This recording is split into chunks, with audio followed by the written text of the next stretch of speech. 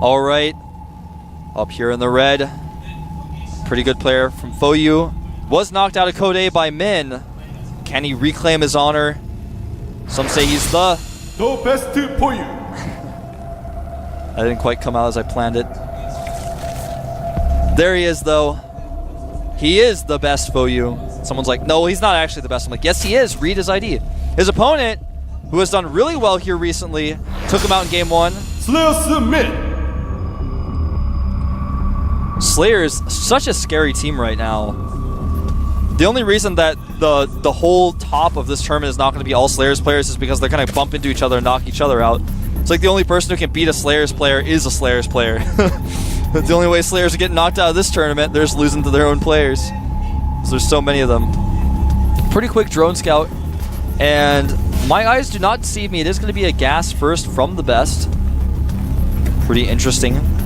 Sometimes you do see that in this matchup. Get quick Hellions out. Sometimes it's for pre-igniter Hellions. Follow that up and get that extra gas out. Not always the case. And luckily for Min, he is sending that fast drone scout out, so he's going to be very aware of what's going on. Does come in here. He actually may be able to even kill that SCV. Nope. Second SCV is already prepared. Sees the gas, though. That's all I really wanted to know. Now he's going to be able to keep that SCV, or rather drone, alive in the base for so long with no Marine out to chase him. His health, of course, regenerates very quickly over time as well. And in reaction to this, Min is actually going to go for a hatchery first. He knows his opponent isn't 2-raxing him.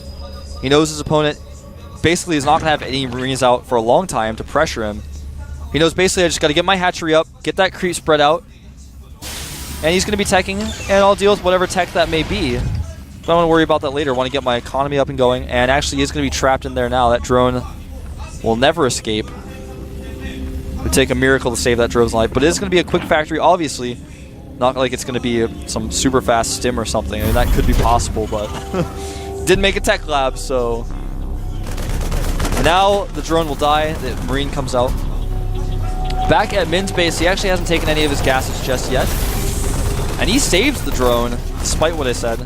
Doing that extractor offensive gas, like I was talking about, he could have done last game, but decided not to. And it's really cool, and you may be thinking, well, what does he really gain from this? He's going to lose a few minerals from canceling it. Well, here's the thing. He cancels it and then remakes it and keeps it alive that way. And that not only keeps him from taking a second gas, but when he gets to that point where he just has to cancel it, he can come and scout and see what TheBest is doing. He doesn't know about the reactor just yet. He's going to want to cancel that drone, or cancel that extractor, send the drone over, and scout what his opponent's doing. And he may very well be able to do that. Not going to be easy, though. Oh, the Hellion does kill that drone. So he doesn't know the reactor's there. He can assume that. He's already preparing for that. He's got 2 spine crawlers up at his base. I think it's the most likely thing. You know, sometimes you see crazy builds off of the super fast gas, like 2-port Banshees, or sometimes you see cloak Banshees into just an expand and a normal play. But, you know, very fast Banshees. But this time it is going to be Hellions, and he's already preparing for that. It's the most common way to follow it up, and he's totally prepared. He's got spine crawlers as natural. He's got the Queens blocking the ramp. No, this isn't a lost cause for TheBest because he's going to have these Hellions out. You can control the map with them. The starport's going up. But I wonder how he's going to kind of transition. He may want to make a command center here pretty soon because he's got to realize he's not going to really do any economic damage with these Hellions. His opponent knows what he's doing. He's got the spine crawlers up. He's got his ramp blocked. How much damage can he really do? Not a whole lot. Queen does leave the ramp for just a minute to get some of that larva spawned out. Yeah, and it looks like that is what TheBest is going to do. He's going to switch, start making siege tanks and expand. Followed up with that siege expand. That's the normal follow-up to this build anyways, but he's going to have to do it a little bit faster and make a few less Hellions. Given what's going on, it's very difficult for him to do any real damage. And you can't, if you're not going to do damage with your attack, you have to expand pretty quick. Otherwise, you're going to fall very far behind. If you just try to do damage and then lose your Hellions, you're going to fall even further behind. So I like that he realized there's not really a lot I can do with my Hellions. He's not getting blue flame or anything like that. He's just going to stick with what he's got with those Hellions. Control the Zelnaga watchtowers with them. Actually, he brought a medevac. He may try to drop those into the main. I'd say that's a pretty sure bet. Otherwise, that medevac is kind of a funky rally. Of course, he's going to drop into the main. Now, back at the main, waiting for him, there is a spine crawler. Or actually, that's a spore crawler. Oh, he spots it. That's huge. Now he's going to be able to bring his queens over here. Should be able to defend this relatively easily.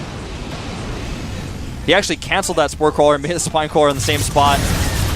Trying to target down some of those drones. Does get a few.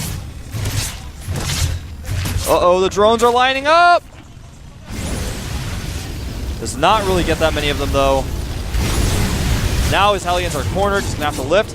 But smartly drops and is going to harass the natural. Got to be careful. Those queens have such long range against air. Doesn't get it.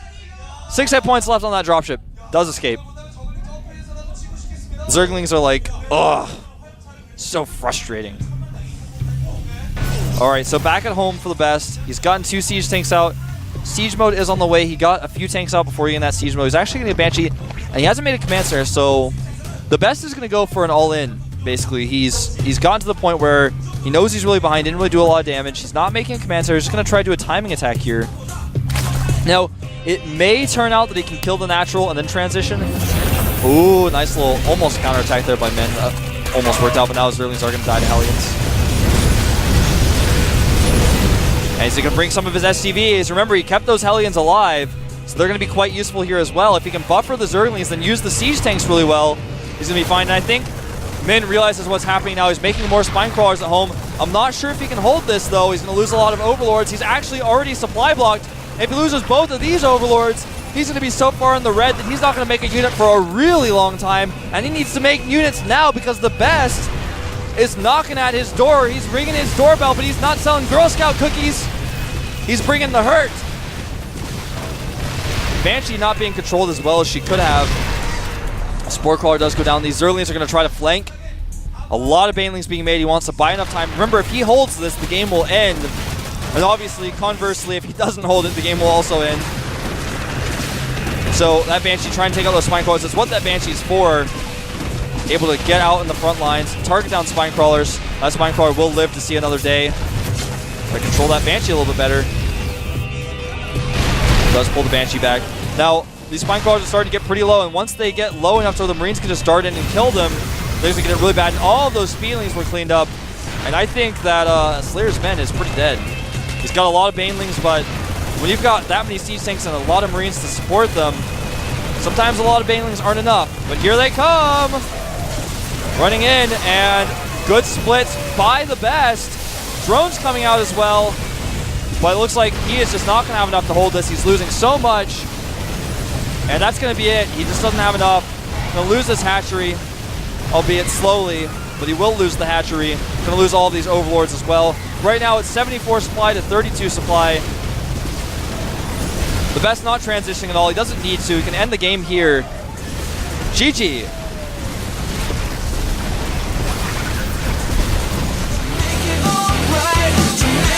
Well, the best ties it up, takes us to a third game, trying to bring his honor back.